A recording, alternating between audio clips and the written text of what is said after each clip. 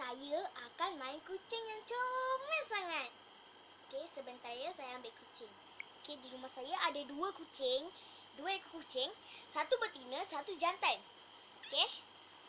Okey, ini namanya Benny. Ini jantan. Benny. Ih, comelnya. Okey. Kan? Dia ni dah besar sikit lah. Ha. Sabar. Okey.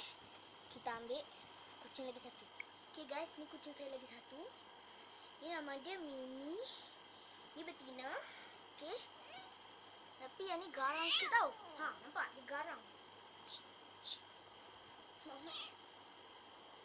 Dia ni bulu dia tebal sikit. Okay. Nampak kan? Nama dia Mini. Dia betina. Okey. Dua-dua pakai loceng. Yang ni bulu dia tebal sikit lagi. Okey. Itu saja. Goodbye. Bye. Bye.